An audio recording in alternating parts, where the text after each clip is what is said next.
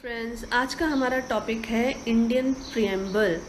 किसी भी बुक को पढ़ने से पहले आप हमेशा एक प्रीफेस देखते हैं। वो बुक के बिगिनिंग में होता है और वो बताता है बुक के बारे में, एक शॉर्ट ब्रीफ आपको देता है कि what is there all about in the book and what consist in this book. तो ऐसे ही हमारा प्रीएम्बल है जो हमारे कॉन्स्टिट्यूशन का एक छोटा सा ब्रीफ इंट्रोडक्शन है।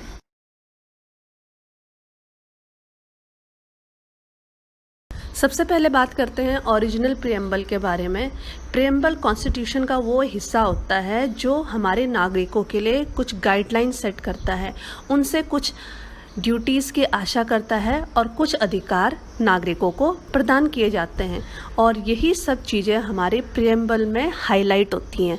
अर्थात प्रीएम्बल जो होता है, पूरी कॉन्स्टिट्यूशन जो बुक है उसका एक छोटा सा इंट्रोडक्टरी पार्ट यानी ट्रेलर है। जो ओरिजिनल प्रीएम्बल था उसको 26 नवंबर 1949 को कॉन्स्टिट्यूएंट असेंबली के द्वारा अडॉप्ट किया गया था और ये इफ़ेक्ट में आया था 26 जनवरी 1950 को। और तब से ही हम 26 जनवरी को रिपब्लिक डे यानी गणतंत्र दिवस के रूप में मनाते हैं। जो प्रीएम्बल होते हैं वो ऐसे ऑब्जेक्टिव्स पे सेट होते हैं जो जवाहरलाल नेहरू ने 13 दिसंबर 1946 को ड्राफ्ट करके कॉन्स्टिट्यूएंट असेंबली को हैंड ओवर किए थे। अमेंडेड प्रीएम्बल, जैसा कि आप जानते हैं 1976 के 42nd अमेंडमेंट के द्वारा हमारे ओरिजिनल प्रीएम्बल को अमेंड किया गया था। उसमें कुछ बदलाव किए गए थे और उसमें बदलाव करके 2 अक्षर सोशलिस्ट एंड सेक्युलर को जोड़ा गया था, एडिट किया था। तो इस प्रकार से अब हमारा करंट प्रीएम्बल इस प्रकार से पढ़ा जाएगा। We the people of India having solemnly resolved to constitute India into a sovereign, socialist, secular, democratic republic and to secure to all its citizens justice, social, economic and political liberty of thoughts, of expression, of belief, of faith and worship, equality of status and of opportunity, and to promote among them all fraternity, assuring the dignity of the individual and the unity and integrity of the nation. In our Constituent Assembly, this 26th day of November 1949, do hereby adopt, enact and give to ourselves this Constitution. किसी भी देश के लिए यह बहुत गौरव की बात होती है कि वो देश स्वतंत्र है और उसको किसी और देश के अधीन में अपनी सरकार चलानी नहीं पड़ती है। तो इसलिए हमारा प्रीएम्बल हमारी आन बान और शान है। अभी तक हमारे देश के प्रीएम्बल को एक बार अमेंड किया गया है और वो 18 दिसंबर 1976 को 42nd अमेंडमेंट के द्वारा किया गया था। और इस अमेंडमेंट के द्वारा 2 वर्ड सोशलिस्ट और सेक्युलर को ऐड किया गया था सोवरन और डेमोक्रेटिक वर्ड के बीच में, और यूनिटी ऑफ द नेशन को unity and integrity of the nation में चेंज किया। तो ये जो है 2 अमेंडमेंट है जो हमारे प्रीएम्बल में किए गए हैं। अब आप देख सकते हैं ओरिजिनल प्रीएम्बल और जो है अमेंडेड प्रीएम्बल के बीच का डिफरेंस। जो ओरिजिनल प्रीएम्बल है उसमें सोशलिस्ट और सेक्युलर वर्ड नहीं है, बट जो अमेंडेड प्रीएम्बल है राइट साइड में उसमें सोशलिस्ट और सेक्युलर वर्ड है। जो ओरिजिनल प्रीएम्बल है उस पेज की जो डिज़ाइन है वो ओरिजिनल है और अमेंडेड प्रीएम्बल का पेज एंटायरली डिफरेंट है। 1995 के case of union government versus LIC of India के तहत सुप्रीम कोर्ट ने माना था कि प्रीएम्बल कॉन्स्टिट्यूशन का इंटीग्रल यानी बहुत ही आंतरिक और महत्वपूर्ण पार्ट है। जो प्रीएम्बल का पेज है और बाकी कॉन्स्टिट्यूशन के जो पेजेस हैं उनको डिज़ाइन करने का काम बहुत ही जाने माने पेंटर ब्योर राम मनोहर सिन्हा के द्वारा किया गया था, जो कि जबलपुर के थे और शांति निकेतन में आचार्य नंदलाल बोस के साथ काम किया करते थे, जो उस समय के बहुत ही विख्यात और प्रख्यात पेंटर हुआ करते थे। और जो कैलीग्राफी है इस कॉन्स्टिट्यूशन बुक की, कैलीग्राफी होता है आर्ट ऑफ हैंड राइटिंग। जितना भी जो ये लिखने वाला काम है, जैसा कि आप देख सकते हैं हमारे संविधान का हर पेज इसी प्रकार से डिज़ाइन किया गया है।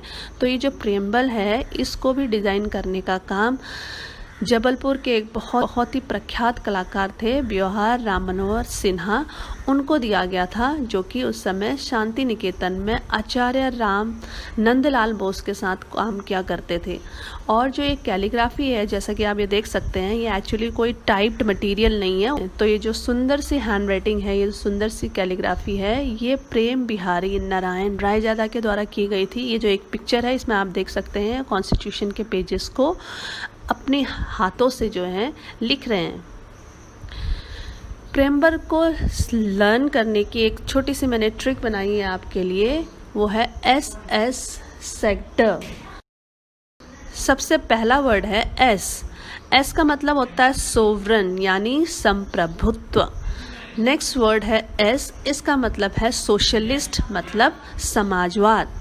उसके बाद आता है सेक्युलर, SEC मतलब सेक्युलर यानी धर्मनिरपेक्ष। D से होता है डेमोक्रेटिक यानी प्रजातांत्रिक या लोकतांत्रिक। और R से होता है रिपब्लिक यानी गणराज्य। तो आप इस ट्रिक को लर्न कर लेंगे तो आपको संविधान को कहीं पर भी जो है रिकॉल करने में कोई दिक्कत ही नहीं होगी। SS सेक्टर, S से सोवरन, S से सोशलिस्ट, SE से सेक्युलर, D से डेमोक्रेटिक और R से रिपब्लिक। प्रेम्बल का जो फर्स्ट वर्ड है सोवरन यानी गणतंत्र, उसका मतलब होता है हमारा देश किसी भी और कंट्री के अधीन में बिल्कुल नहीं है। हम अपने आप में एक स्वतंत्र राष्ट्र हैं और हमारे देश के सारे रूल, नियम, कानून, कायदों के ऊपर किसी और देश का कोई भी अधिकार नहीं है। नेक्स्ट वर्ड है सोशलिस्ट। सोशलिस्ट का मतलब है हमारे देश में एक ऐसा समाजवाद स्थापित किया जाता है जिसमें पूंजीपतियों का आधिपत्य न हो के, मतलब जो केवल कैपिटलिस्ट लोग हैं, रिच लोग हैं, केवल उन्हीं का बोलबाला ना हो के वेल्थ यानी मनी का बंटवारा इस प्रकार से हो कि अमीर और गरीब सबका जीवन यापन आसानी से हो सके। अर्थात पब्लिक सेक्टर कंपनी यानी गवर्नमेंट कंपनीज के अलावा प्राइवेट कंपनी भी एग्जिस्ट कर सकती हैं। नेक्स्ट वर्ड है सेक्युलर। ये बहुत कॉमन वर्ड है, धर्मनिरपेक्ष। इसका मतलब है हमारे राष्ट्र का कोई अपना धर्म नहीं होगा। राष्ट्र हमारा एक धर्मनिरपेक्ष राष्ट्र है और हमारे देश में हर किसी को अपने चॉइस का धर्म अपनाने का और उसको फॉलो करने का और उसके लिए काम करने की पूरी आज़ादी है। नेक्स्ट वर्ड है डेमोक्रेटिक यानी लोकतंत्र। इसका मतलब होता है हम अपने जो जनप्रतिनिधि होते हैं उनको अपने वोट के द्वारा चुनते हैं और हमारे देश में universal adult franchise 1 person 1 vote, एक आदमी का एक ही वोट काउंट होता है। नेक्स्ट और लास्ट वर्ड है रिपब्लिक अर्थात गणतंत्र। हमारे देश का जो मुखिया होगा यानी राष्ट्रपति, वो जनता के द्वारा डायरेक्टली या इनडायरेक्टली चुना जाएगा। प्रेम्बल को लर्निंग करने की दूसरी ट्रिक, इससे पहले हमने सो सेक्टर लर्न किया था, इसके बाद प्रेम्बल में हमारे कुछ और वर्ड्स हैं, उनको लर्न करने के लिए आप जूलिफर लर्न कर सकते हैं। JU से जस्टिस, LI से लिबर्टी और FER से आप फ्रेटर्निटी लर्न कर सकते हैं। सो जूलिफर मीन्स जस्टिस, लिबर्टी, फ्रेटर्निटी। अब जस्टिस का मतलब है एक ऐसा रूल ऑफ लॉ जिसमें जो है सबके लिए एक समान अधिकार हो, एक समान स्वतंत्रता हो और एक समान अवसर हो। और जस्टिस के अंतर्गत 3 इम्पॉर्टेंट जस्टिस आते हैं, वो है सोशल जस्टिस, इकोनॉमिक जस्टिस और पॉलिटिकल जस्टिस। सबसे पहले सोशल जस्टिस को देखते हैं। सोशल जस्टिस का मतलब होता है समाज में किसी को भी अवसर मिलने में कोई डिस्क्रिमिनेशन उनके रंग, उनके लिंग, जाति, उनके स्टेटस के आधार पे नहीं किया जाएगा। नेक्स्ट है इकोनॉमिक जस्टिस। इसका मतलब होता है हर किसी को रोजगार खोलने के लिए, नौकरी के लिए अप्लाई करने के लिए समान अवसर प्राप्त होंगे और उनके साथ भी कोई डिस्क्रिमिनेशन किसी भी बेसिस पे नहीं किया जाएगा। नेक्स्ट है पॉलिटिकल जस्टिस। इसका मतलब होता है पॉलिटिकल जो एक्टिविटीज़ होती है उनमें भाग लेने के लिए, उनका हिस्सा बनने के लिए कोई भी। नेक्स्ट पार्ट है लिबर्टी। उनको किसी भी चीज़ को करने की आज़ादी हो पर वो कॉन्स्टिट्यूशनल लिमिट्स के दायरे में हो, कोई भी असंवैधानिक कार्य छोड़ के बाकी जितने भी लीगल चीज़ें हैं वो हम अपने देश के अंदर करने के लिए पूरी तरह से स्वतंत्र हैं। नेक्स्ट वर्ड है फ्रेटर्निटी। इसका मतलब होता है भाईचारा। इसका मतलब है हम लोगों को आपस में अपने देश के प्रति ही नहीं बल्कि अपने देश के नागरिकों के प्रति भी भाईचारे की भावना रखनी चाहिए। प्रेम्बल का जो आइडिया है वो यूनाइटेड स्टेट के कॉन्स्टिट्यूशन से लिया गया था। जैसा कि आप हमारे देश के प्रेम्बल को देख सकते हैं, वो ऑलमोस्ट अमेरिकन प्रेम्बल से रिसेंबल करता है, उससे मेल खाता है। और जो हमारे देश की लैंग्वेज है प्रेम्बल की, वो ऑस्ट्रेलियन कॉन्स्टिट्यूशन के प्रेम्बल की लैंग्वेज से ली गई है। मतलब जो मैटर है वो ऑलमोस्ट सेम है। विवाद ना हो ये तो पॉसिबल ही नहीं है। तो आइए जानते हैं हमारे प्रीएम्बल से रिलेटेड कुछ विवाद और कुछ इंटरेस्टिंग फैक्ट्स।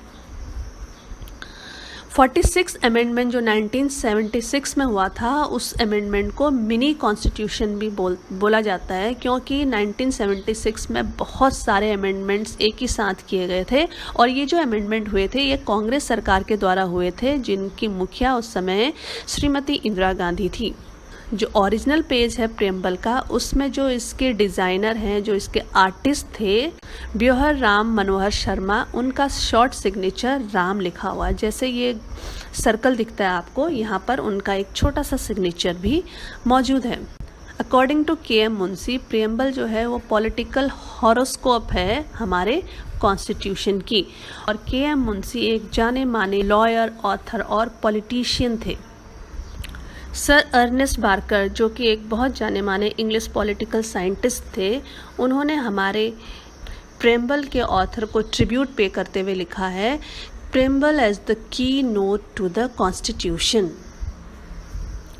जो प्रेम्बल के 3 टर्म्स हैं, जस्टिस, लिबर्टी, फ्रेटर्निटी, ये फ्रेंच रेवोल्यूशन जो 1789 से 99 तक चला था उनसे इंस्पायर्ड है। और ये 3 जो गोल्डन वर्ड हैं ये फ्रेंच रेवोल्यूशन के मोटो थे। यानी सुप्रीम कोर्ट ऑफ इंडिया ने Berubari versus union of India case 1960 में ये बात स्वीकार की थी कि प्रेम्बल कॉन्स्टिट्यूशन का पार्ट नहीं है।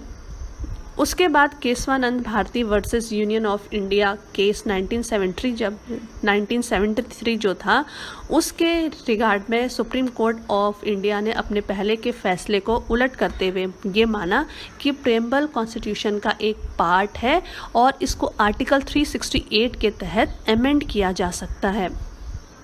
26 जनवरी 2015 में सूचना और प्रसारण मंत्रालय ने एक विज्ञापन जारी किया हमारे रिपब्लिक डे को सेलिब्रेट करने के लिए। उसमें जब उन्होंने रिपब्लिक डे के इमेज के साथ जो प्रेम्बल की फ़ोटो लगाई थी वो पुराने वाले प्रेम्बल की थी, जिसमें सोशलिस्ट और सेक्युलर वर्ड नहीं थे।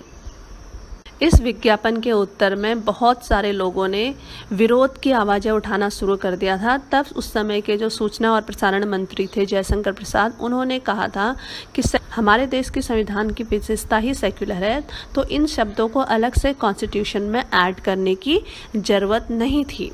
बहुत सारे लोगों का मानना है 42nd अमेंडमेंट जो था वो बिल्कुल असंवैधानिक था, क्योंकि जब एक बार 26 जनवरी 1950 को हमारा संविधान बन के रेडी हो गया था और प्रेम्बल हमको मिल चुका था, तो इसके बाद प्रेम्बल को चेंज करना ऐसे है जैसे आप एक नया संविधान हमारे देश के ऊपर थोप रहे हैं।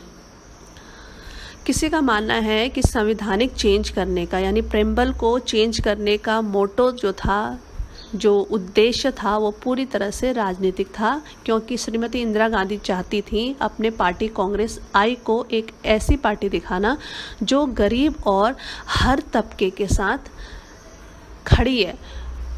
और कुछ लोगों का ये भी मानना है कि जो ये वर्ड है सोशलिस्ट सेक्युलर, ये इसलिए भी जोड़ा गया था क्योंकि गल्फ़ कंट्रीज़ में जितने भी मुस्लिम कंट्रीज़ हैं उन लोगों को अट्रैक्ट करके उनके वहाँ के जितने भी उद्योग हैं उनमें भारतीय निवेश की पॉसिबिलिटी को ढूंढा जाए। वीडियो में कितना सीखा, इसके लिए आइए आप ये MCQ अटेम्प्ट कीजिए। ये बहुत सारे कंपटीशन एग्ज़ाम से कंपाइल करके जो है एक क्वेश्चन पेपर सेट किया गया है आपके लिए।